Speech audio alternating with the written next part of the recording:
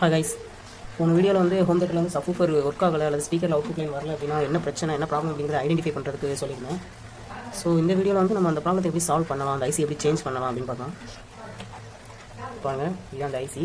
போன வீடியோவில் பார்த்துருந்தோம், அந்த ஐசி வந்து மெல்ட் ஆகிருந்துச்சு. ஸோ இதான் அந்த ஐசி. இந்த ஐசி வந்து நம்ம சேஞ்ச் பண்ண போகிறோம் இப்போ. ஆனால் இதுக்கு வந்து இந்த லைட் வந்து பத்தாது, லைட் கொஞ்சம் கிளியராக இருக்கணும், எக்ஸ்ட்ரா லைட் வேணும். அதுக்காண்டி நம்ம சேனல்லே பார்த்தீங்கன்னா இந்த லேம்ப் எப்படி சேருது அப்படிங்கிற ஒரு வீடியோ போட்டுருக்கோம். இது வந்து டேபிள் டாப் லேம்பு, ஈஸியாக மேக் பண்ணிக்கலாம், நம்ம வீட்டிலே பண்ணிடலாம் ஈஸியான முறையில். ஸோ நம்ம சேனல் அந்த வீடியோ இருக்குது, இதை பார்க்கலாம், போய் பார்த்துருங்க. ஸோ இந்த லேம்ப் வந்து நம்ம யூஸ் பண்ணிக்கலாம். இப்போ பாருங்கள், நல்லா கிளியராக இருக்கும். ஸோ பாருங்கள், இதுதான் அந்த புது ஐசி, நம்ம மாற்ற போகிற புது ஐசி.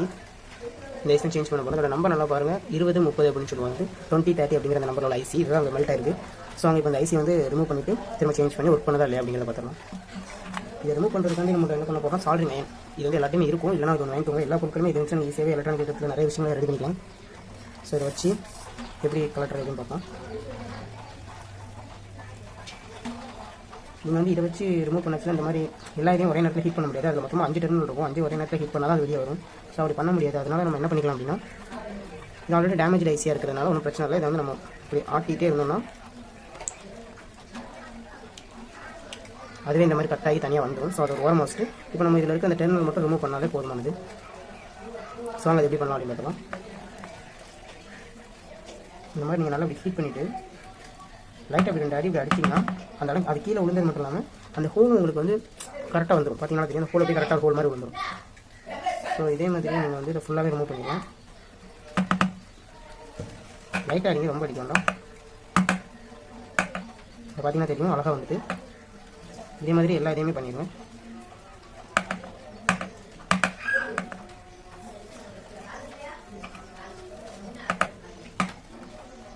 ஸோ பாருங்கள், இப்போ நம்ம வந்து கிளியராக பண்ணியிருக்கோம். அந்த ஐசியை வந்து கிளியராக இருந்து ரிமூவ் பண்ணது மட்டும் இல்லாமல் அந்த ஹோல் தெரியுற மாதிரி ரிமூவ் பண்ணியிருக்கோம். அதான் முக்கியம். இப்போ உங்கள் வீட்டில் இந்த மாதிரி பழைய ப்ரெஸ் ஏதாவது இருந்துச்சு அப்படின்னா, பழைய ப்ரெஸ் ஏதாவது இருந்துச்சுன்னா அது இந்த மாதிரி நல்லா வச்சு தொடச்சி கிளியர் பண்ணிடுங்க.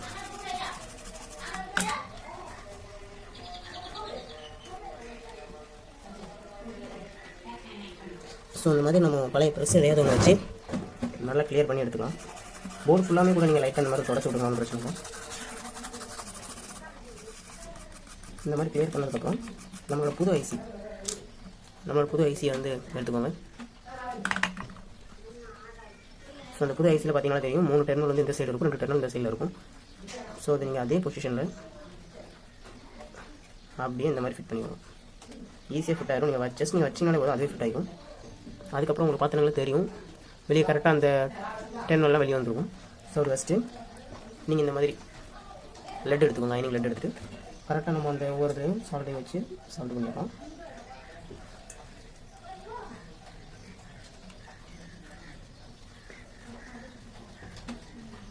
இந்த இடம் மட்டும் என்ன இருக்குன்னா, அந்த ஐசி மெல்ட் ஆகுதுல அந்த இடம் சேர்ந்து எரிஞ்சிருக்கு.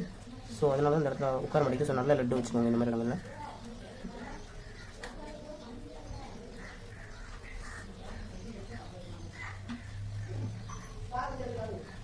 ஸோ அவ்வளோதான், ஈஸியாக முடிஞ்சிட்டு பார்த்தீங்கன்னா தெரியும் உங்களுக்கு, நல்லா அழகாக சால்வ் பண்ணியிருக்கோம்.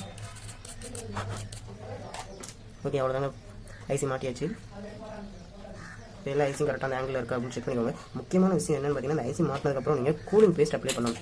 உங்களுக்கு பார்த்தா தெரியும், இதெல்லாம் கூலிங் பேஸ்ட் அப்ளை இருக்குது. ஸோ இதுலேயும் கொஞ்சமாக கூலிங் பேஸ்ட் அப்ளை பண்ணிவிட்டு இந்த மாதிரி கூலிங் பிளேட் மாதிரி ஒன்று கொடுத்துருப்பாங்க. அதை வச்சு நம்ம இதில் வச்சு இதுக்கான நட்டை வந்து போட்டு டைட் பண்ணிடணும். டைட் பண்ணிவிட்டு நம்ம சப்ளை கொடுத்து செக் பண்ணிடலாம்.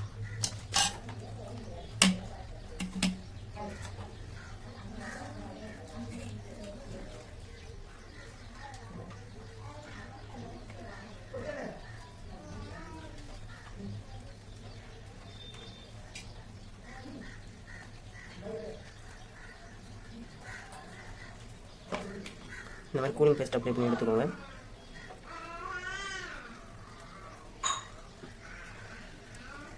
அதுக்கப்புறம் இந்த மாதிரியான ஒரு கூலிங் பிளேட் மாதிரி ஒன்று கொடுத்துருப்பாங்க. அது நீங்கள் கரெக்டாக அந்த ஆங்கிளில் செட் பண்ணிவிட்டு அதுக்கான போல்டு நட்டு பார்த்தீங்கன்னா தெரியும், அதுக்கான போல்டு நட்டை போட்டு நல்லா டைட் வச்சுக்கோங்க.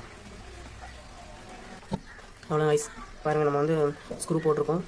அழகாக எல்லாத்துக்கும் கரெக்டாக அந்த ஸ்க்ரூவை போட்டு நல்லா டைட் வச்சுங்க. இந்த கூலிங் பிளேட் வந்து ரொம்ப முக்கியம். இந்த ஐசி வந்து லைனில் இருக்கிறதுல ரொம்பவே ஹீட் ஆகும். அதுக்கு அந்த கூலிங் பேஸ்ட் போட்டு இந்த கூலிங் பிளேட் போடுறது. சரி, ஓகே, வாங்க இப்போ இதை வந்து லைனில் மாட்டி இது எப்படி ஒர்க் ஆகுது அப்படிங்கிறத பார்த்துடலாம். போர்டு ரெடி ஆயிடுச்சு, லைனில் பண்ணி பார்த்துடலாம்.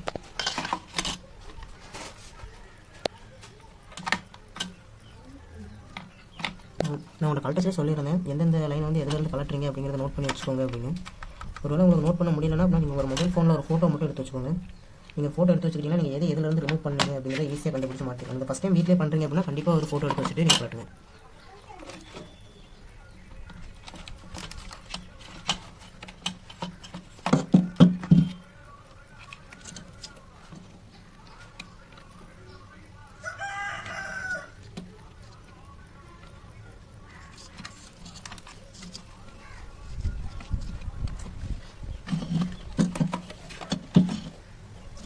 இந்த வீடியோ பார்த்துட்டு நான் மாட்டுற மாதிரி நீங்களும் மாட்டிடலாம் நினைக்காதீங்க. ஏன்னா ஒவ்வொரு போர்டுலேயுமே கனெக்ஷன் வந்து வேறு மாதிரி இருக்கும்.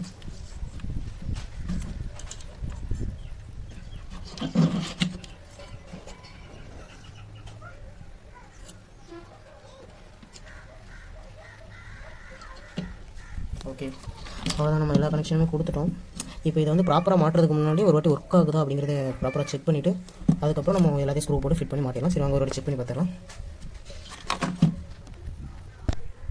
ஓகே, இப்போ வந்து நான் எல்லாத்தையுமே ஃபிட் பண்ணிட்டேன். ஒரு ஸ்பீக்கரும் ஃபிட் பண்ணியிருக்கேன். நான் இதுக்கு இதை மாட்டலை அப்படின்னா ஒழுங்காக ஒர்க் ஆகுதா அப்படின்னு தான் மாட்ட போகிறேன். நீங்கள் வந்து இந்த மாதிரி வச்சுட்டு எப்போவுமே செக் பண்ணக்கூடாது. எனக்கு ப்ராப்பராக தெரிஞ்சதுனால நான் இப்படி பண்ணுறேன். நீங்கள் எல்லாத்தையும் க்ளோஸ் பண்ணிவிட்டு செக் பண்ணி பார்த்துக்கோங்க.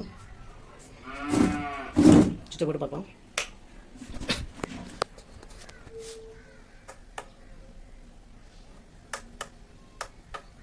ப்ளூடூத் மோடில் நான் வச்சுருக்கேன்.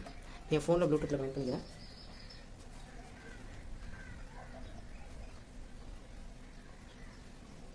ஓகே, என் ஃபோனில் ப்ளூடூத்தில் கனெக்ட் பண்ணிட்டேன். இப்போ நான் ஒரு சாங் போடுறேன், போடுதா அப்படின்னு பாருங்கள். ஏதோ ஒன்று என்னை தாக்க, யாரோ போல உன்னை பார்க்க, சுற்றி எங்கும் நாடகம் நடக்க, பெண்ணே நானும் எப்படி நடிக்க, காலம் முழுதும் வாழும். ஓகே கைஸ், இப்போ நீங்களே பார்த்துருப்பீங்க. ஃபஸ்ட் வந்து ஸ்பீக்கருமே ஊஃபர் எதுவுமே ஒர்க் ஆகாமல் இருந்துச்சு. இப்போ நம்ம அந்த ஐசி சேஞ்ச் பண்ணதுனால ஹோம் தியேட்டர் நார்மல் ஆயிடுச்சு. அவ்வளோதான். இந்த மாதிரி சின்ன சின்ன பிரச்சனை இருக்கும். இந்த ஜஸ்ட் ஒரு சின்ன ஐசி தான். இந்த ஐசி போனதுக்காண்டி நீங்கள் வெளியே கொடுத்து மாற்றணும் அல்லது கடையில் தான் சர்வீஸ் கொடுக்கணும் அவசியம் இல்லை. நீங்கள் வெளியே மாற்றினீங்கன்னா கண்டிப்பாக உங்களுக்கு ப்ரைஸ் அமௌண்ட் நிறைய கேட்பாங்க. பட் நான் அந்த ஐசி எங்கே வாங்கினேன் அப்படின்னா ஒரு எலக்ட்ரானிக்கல் கடையில் தான் வாங்கினேன். அந்த ஐசியோட ரேட்டு பார்த்தீங்கன்னா 20 ரூபா தான் வந்துச்சு. 20 ருபீஸ் தான், ஜஸ்ட் 20 ருபீஸ் தான் வந்துச்சு. நம்ம அதிலே இதை கம்ப்ளீட்டாக ரெடி பண்ணிட்டோம். அவ்வளோதான். இதை நீங்கள் வீட்டிலே சிம்பிளாக பண்ணிடலாம்.